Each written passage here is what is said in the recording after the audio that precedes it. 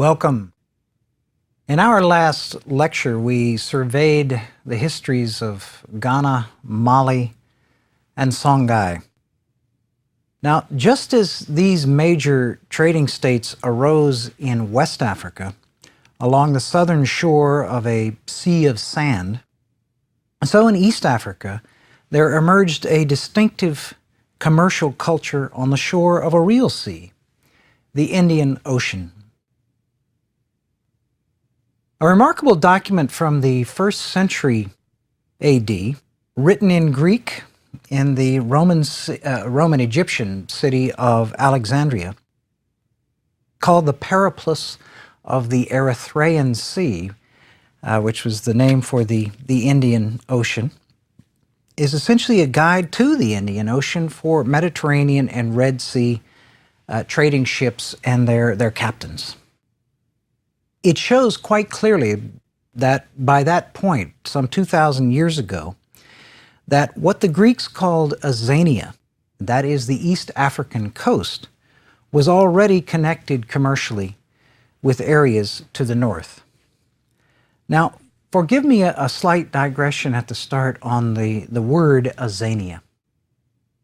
We've noted when we looked at Ghana, for instance, and we'll note again in the next lecture on Great Zimbabwe, that some of these fabled names from the African past are brought forward and in essence appropriated as a sort of resource for African pride, if you like, when colonies become independent. Gold Coast takes the name from the old West African Empire of Ghana.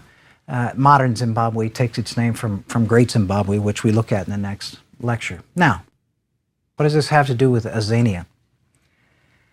In the 1970s, as the apartheid system in South Africa was very much in the saddle, there were, of course, a number of opposition movements to it, some inside and some still legal, and some exiled and, of course, outlawed. Some of the opponents of the apartheid regime, and in this case they were opponents who differed from, and in fact were split away from, opposed the African National Congress, which was illegal and in exile. And of course the African National Congress is the party of Nelson Mandela. But these opponents of apartheid, who styled themselves to be more radical than the African National Congress, at a certain point took up the name Azania and forecast this, in a sense, began to use it to refer to the country officially known as the Republic of South Africa. In other words, the notion that the sort of Ghana and Zimbabwe precedent would be followed again here. So you get movements like the Azanian People's Organization coming into some prominence in the 1970s, et cetera, et cetera. Now, as I just noted, Azania is a little bit different case here. This is a term, after all, coined by outsiders, by Greeks. It's one that they came up with for the East African coasts, and of course, the East African coast is not exactly South Africa, although that didn't matter in the case of ancient and modern Ghana. Well, the Greek origins of this were not lost on the ANC, and after Mandela was released and South Africa, of course, went through its sea change and emerged as the country it is today, with the African National Congress very much the ruling party, you'll notice that the name has not been changed to Azania. Okay, so much for my digression. A series of small settlements along what the Greeks called Azania, along the coast, provided ivory, tortoiseshell, coconut oil, in return for ironware, cotton cloth, wheat, wine. The southernmost of these settlements mentioned in the Periplus, this guide to the Indian Ocean, was called Rapta, The exact location of Rapta remains a little bit unclear. Some suggest that it was the island of Pemba off the shore of the northern part of today's Tanzania. Others that locate it closer to modern-day Dar es Salaam. But it gives an idea of how far south on that coast the familiarity reflected in that document went. The population here, described as tall and dark-skinned, consisted of early Iron Age mixed farmers, but because of their coastal location, of course, skilled as well in taking advantage and fishing the coves and island waters of the coast. By about the 5th century AD at the latest, they were almost certainly speaking Bantu languages. That is, languages part of that vast family of 400 or 500 languages stretching from Central and East Africa all the way down to South Africa. In the later centuries of the first millennium AD, trade across the greater Indian Ocean began to take off, if you will, and the groundwork was laid for a genuinely urban, commercial East African culture. Sailors in improved ships, and in this case the key was a ship out of Arabia, the dhow, lateen sail, skillfully exploited the Indian Ocean monsoon winds, which blow essentially in one direction during half the year and in the other half. They blow essentially from the coast, the East African coast, towards the Arabian Sea and therefore towards Arabia, the Arabian Peninsula, Persia, and India from April to October, and then they blow from those areas towards the East African coast from about November to March. Now, contact was especially extensive then with the Muslim societies of the Arab and Persian worlds. They had their own term, as the Greeks had, for East Africa, which was the land of Zanj. Sometimes you'll see that spelled Zinj, or Z-E-N-J. And this comes from a word of Persian origin for black, and obviously a reference to the inhabitants of this East African coast. By this time, it is likely that some Arab Muslims settled in towns along the coast, indeed may have founded some of those, and some others, descendants of the indigenous population, may already have adopted Islam. Ivory from African elephants was by far the most important export at this time. The African elephant is considerably larger than his Asian cousin, and the tusks are larger. It's also considered superior in quality and is softer and more carvable. The wider diameter of the tusk was useful for the making of bracelets, which were a very popular item made of ivory in India.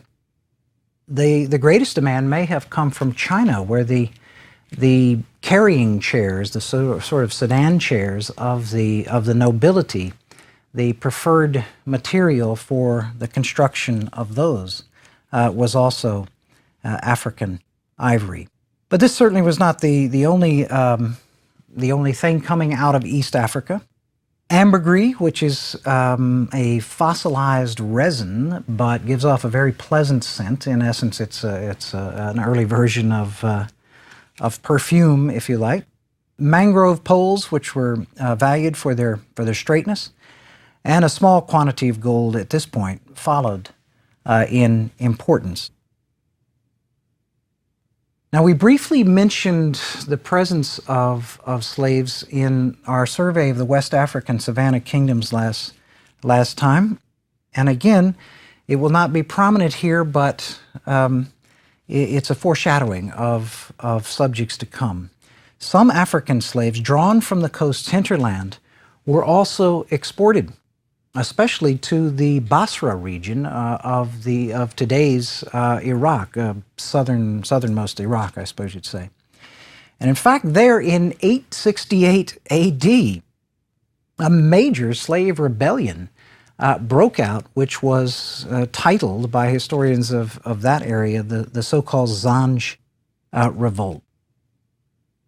Now, as I did last time, I want to go to some contemporary sources to give us a little bit of a feel of the unfolding of the human experience in some of these places along the East African coast. And the earliest of these is a document which was written in 916 A.D. by, again, an Arabic scholar and traveler named al-Masudi.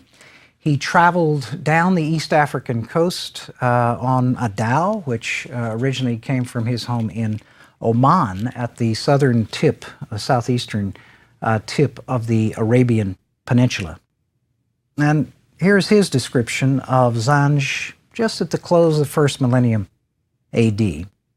The land of Zanj produces wild leopard skins. The people wear them as clothes or export them to Muslim countries. They are the largest leopard skins and most beautiful for making saddles. They also export tortoiseshell for making combs, for which ivory is likewise used. The Zanj have an elegant language and men who preach in it. One of their holy men will often gather a crowd and exhort his hearers to please God in their lives and to be obedient to Him. He explains the punishments that follow upon disobedience and reminds them of their ancestors and kings of old. These people have no religious law. Their kings rule by custom and by political expediency. The Zanj eat bananas, which are as common among them as they are in India, but their staple food is millet. They also eat honey and meat. They have many islands where the coconut grows. Its nuts are used as fruit by all the Zanj peoples. One of these islands, which is 1 or 2 days' sail from the coast, has a Muslim population and a royal family. This is the island of Kanbalu, and this, again, not exactly located. This may indeed be the island of Pemba. Now, from al-Masudi's description, it seems to me we can draw certain kinds of impressions. He not only gives us some idea of everyday life in terms of food and diet, of the commercial stuff, the tortoise shells and ivory, etc., leopard skins. He adds to the list. But there are also interesting references to culture and religion here. When he's speaking of the elegant language and the men who preach it, etc., he's speaking really of one of our localized indigenous religions. And the clue to that is his mild put down at the end of one of the paragraphs I read, where he says these people have no religious law. He's obviously speaking about a non-Muslim orator here, in the sense that there is the lack of the Sharia, the Muslim law, which of course would be the case were he Muslim. And yet the very last lines I mentioned there show that when he mentions another island, a different island, where there's a Muslim population and royal family. And in fact, the predominantly, at this stage, still non-Muslim character of the area is indicated in the first sentence, where he said that the leopard skins are exported to Muslim countries, implying certainly that this is not yet one of those. Okay, between about 1000 and 1500 A.D., early in the second millennium, the East African coast entered its own version of a golden age. The Swahili world had arrived. Now, in a variation on our theme of state building, which has run through the last several lectures, eventually about 40 independent, compact city-states came to dot the coastal map. And they stretched from today's Somalia, Mogadishu, now putatively the capital of that state, if indeed the Somalia state is operable, probably the northernmost of the Swahili city-states, and Sofala, the southernmost. So about 40 altogether, quite independent, considering themselves rivals, but rarely carrying that to the extent of armed conflict. They're primarily commercial rivals and quite jealous of their share of particular trade linked to Arabia, Persia, India, eventually China, the Indian Ocean trade. Now, city-state, of course, refers to a situation where the urban center, the city, is coterminous with the country itself, if you like, or the state itself. There are, in other words, there's not a capital in the center of a more extensive territory. It's self-contained. And we have examples of that still in the modern world. Probably Singapore would qualify. Hong Kong might have qualified before its reabsorption into mainland China. Perhaps even the Vatican. Swahili city-states, then, a variation on the theme of state creation and state building. Now, the city's elites here were quite cosmopolitan. There were frequent shipments and therefore a considerable availability of goods from Arabia, Persia, India, China. They were common. They constructed elegant homes out of coral stone and mangrove. Now, coral is an interesting building material. It obviously comes from the sea, and it can be readily worked, that is, cut and shaped into blocks while submerged underwater. Once exposed to the air, on the other hand, it takes on a permanent hardness which makes it possible to construct buildings and homes with it. As in West Africa, the literal importance of gold increased. In this case, the Swahili, especially the southern towns like Kilwa, prospered from gold mined far in the interior on the Zimbabwean plateau. And we take up the Zimbabwean story as the centerpiece of our next lecture. Now, you might assume that gold would be the element used in the many thousands of coins that were in fact minted at a couple of centers. There were certainly mints at Kilwa, Zanzibar, and probably Mogadishu. That appears not to have been the case. The gold was for export. The local coins tended to be made out of copper. Although in 1985, a team of archaeologists unearthed a cache of over 2,000 coins minted locally made of silver. Well, let's try to parse this world a little bit in terms of disentangling, if you will, the indigenous African and the external influences. My take on this would be essentially that the Swahili world, the Swahili culture was basically African, but that there certainly was an important overlay, a substantial overlay coming across the Indian Ocean, down that coast from Arabia and Persia, from parts of the world of Southwest Asia. Now, we can see this perhaps best by looking as language, which so often gives us clues to historical realities. The language here is Kiswahili. Now, I emphasize the prefix there of Ki, Ki, Swahili. Bantu words, one of the characteristics of Bantu vocabulary, of those languages, is that the root meaning of words lies at the end of the word rather than at the beginning. So whereas in the Indo-European, Germanic languages, Romance languages, and so forth that we are more familiar with, the root of the words is at the beginning, and you change or specify, refine the meaning of the word by changing the end of it to make it plural or to put it in past tense or what have you. In Bantu languages, it's exactly the reverse. You change the prefix. Now, what does that have to do with Kiswahili? Ki is the prefix, of course, and in this case, it simply refers to the language of the Swahili. And you find that prefix of ki, or chi, or isi as the prefix in front of many Bantu ethnic names. So Chitonga, the language of the Tonga. But you can change that prefix and make it Butonga to be the country of the Tonga or what have you. Isizulu, the language of of the Zulu. So Kiswahili, the prefix there itself is a giveaway that this is a quite thoroughly Bantu language. And if you put a page of Swahili side by side with a page of isiZulu or Chitanga, you can see this similarity quite clearly.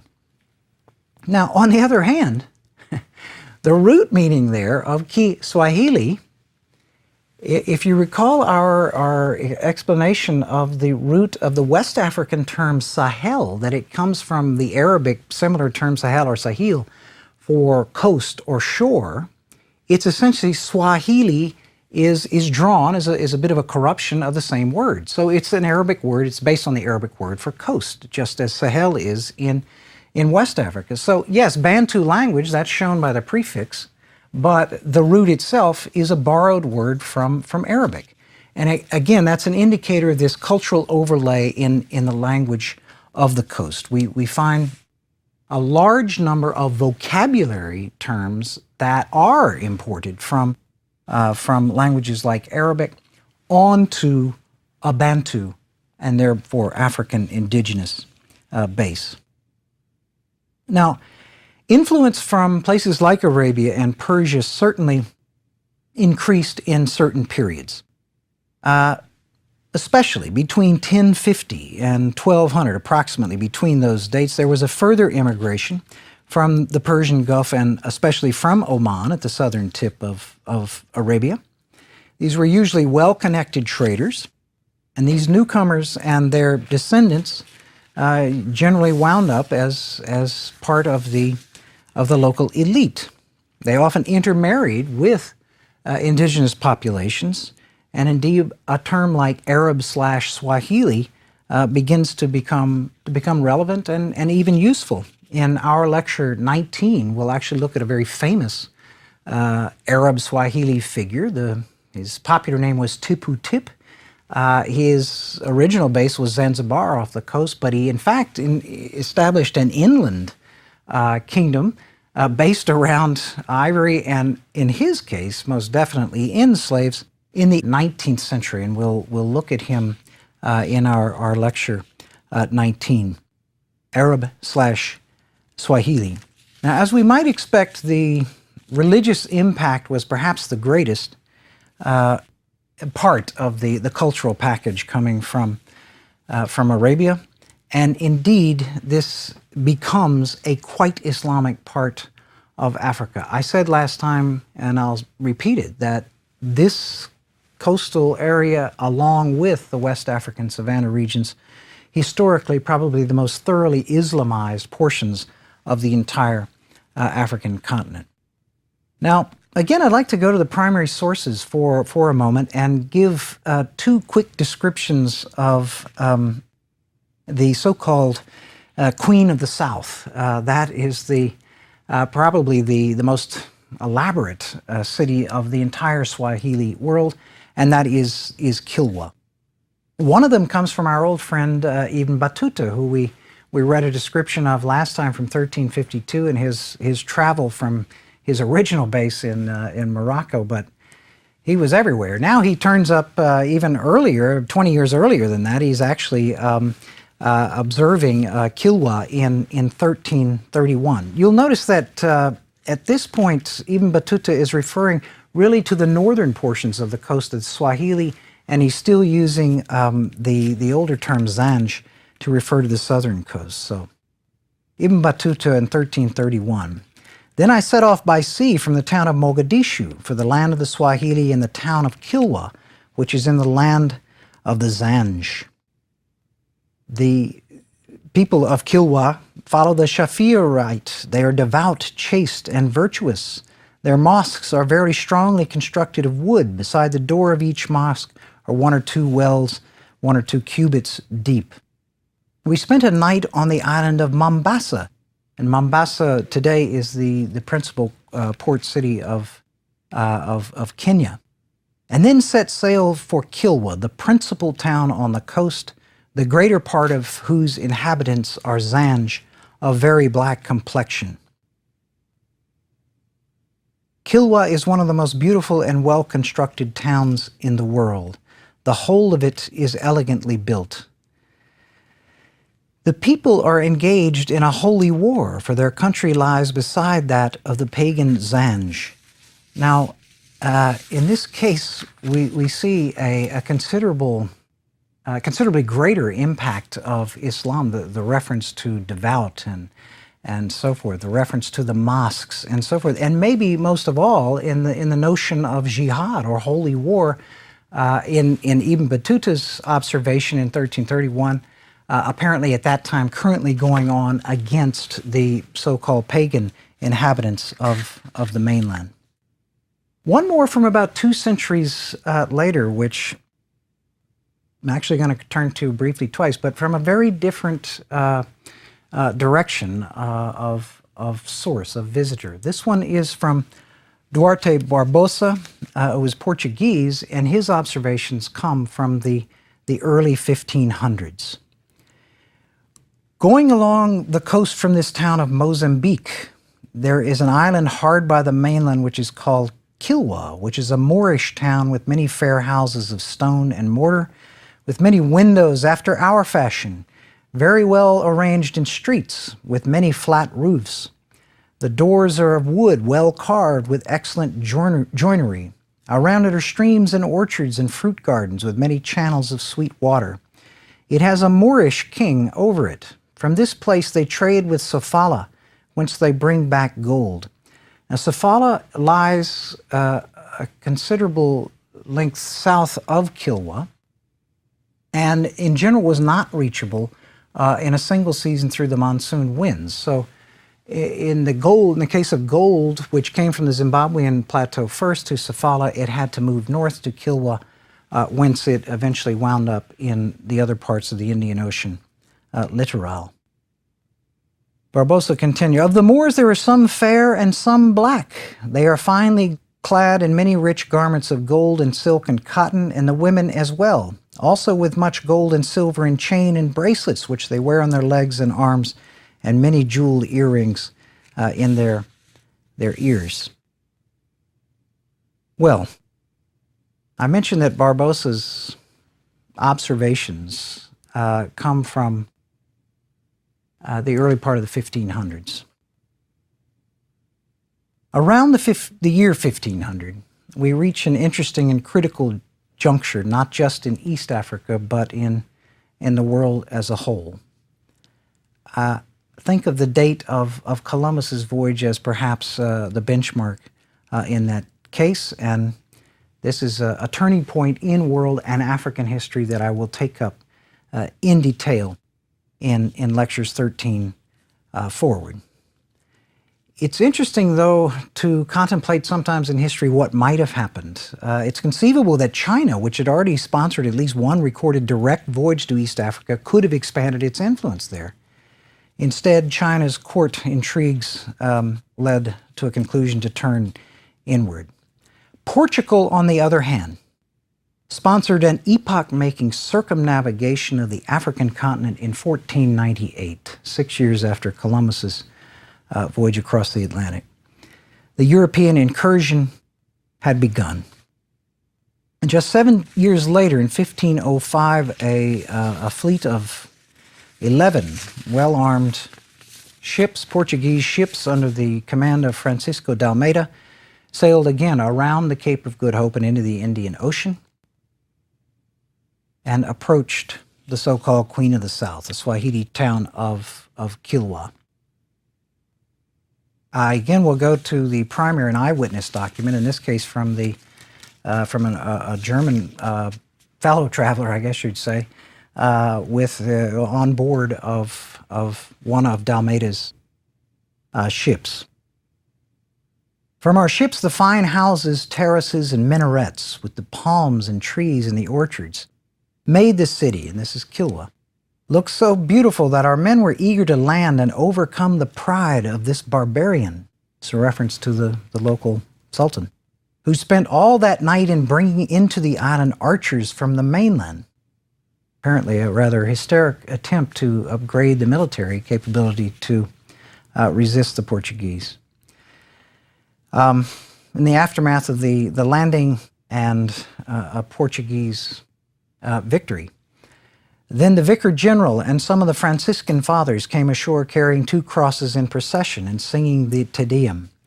They went to the palace, and there the cross was put down, and the Grand Captain, that is D'Almeida, prayed. Then everyone started to plunder the town of all its merchandise and provisions. Duarte Barbosa was not present at that sacking, but he later wrote about it, and he put it this way: "This town was taken by force from its king by the Portuguese as, moved by arrogance, he refused to obey the king our lord. They took many prisoners, and the king fled from the island, and His Highness ordered that a fort be built there and kept under his rule and governance." Now, I close the last lecture by mentioning the Moroccan invasion of the old West African state of Songhai in 1591 and the introduction of some of the first firearms in West Africa. Again, these incidents, the one I've just described and the one in the last lecture, of course, occurring in the 16th century, that is about 500 years ago, perhaps do indeed sound an ominous note for old independent Africa's future. Thank you.